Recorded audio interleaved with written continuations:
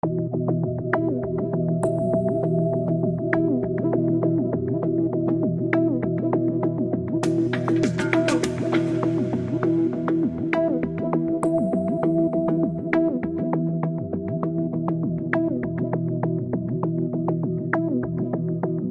is Stephen Alexander, another set TV show review. Does Halloween seem a little long this year? Like, have I been talking non-stop about scary stories? Well, apparently it is because I'm talking about Dawn, the Christian vampire action series by Body Jumpers director Alex Fernandez. In season 1 of this epic vampire series, we follow Dawn, a witch turned vampire turned Christian Avenger. She roams the streets and parks of New York at night, fighting to protect the innocent from other supernatural creatures. And occasionally, supernatural creatures from human bounty hunters. I don't know why she did that. I would have welcomed the assistance. Excuse me, Mr. Vampire Hunter. See that annoying chick over there? Yeah, she's a vampire. Go get her. Her rivals are witches and other vampires who feel she has betrayed the coven by stopping them from feasting on humans as she did. She is aided by a friendly warlock called Dante and a dead math teacher called Enoch. The actor they got for Enoch, he plays a really good stereotypical average older New Yorker.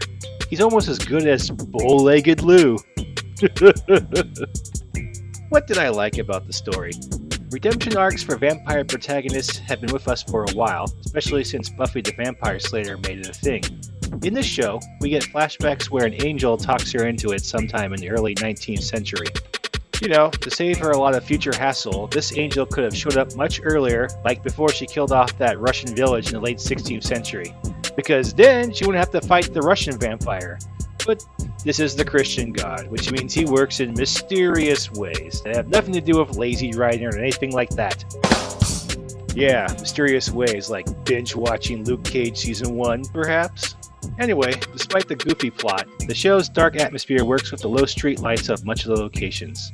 I think he was going for creepy and mysterious by using only the street lights. He sometimes used the natural shadows well, and the low lighting makes some of his special effects work better. His B-roll and opening sequences still remain top-notch, and probably one of the reasons why he keeps winning awards. The characters walk around in interesting costumes. Nobody notices? Or maybe they want to be noticed. Hubba hubba. Then again, a woman wearing an ordinary shirt was hit on 100 times while walking through the streets in 10 hours, so why not wear audacious clothing? What didn't I like about the story? It's a bit too dark, like stumble around and stub your toe on the bathroom door kind of dark. Yeah, I know it's low budget, and he's going for a certain aesthetic look, but in some episodes I couldn't see what was going on.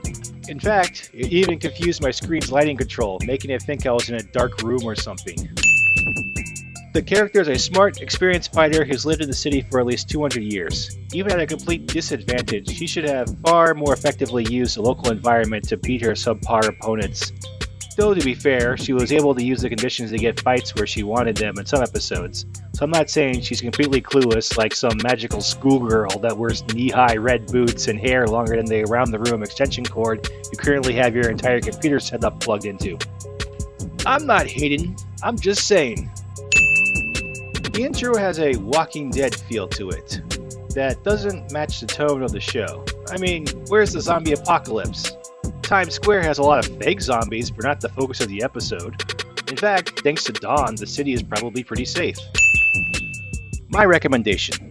Season 1 doesn't end on a cliffhanger, which made me think he was wrapping up the series, but I saw on his channel that he has released up Season 2. So like Body Jumpers, he has made extensive plans for the show.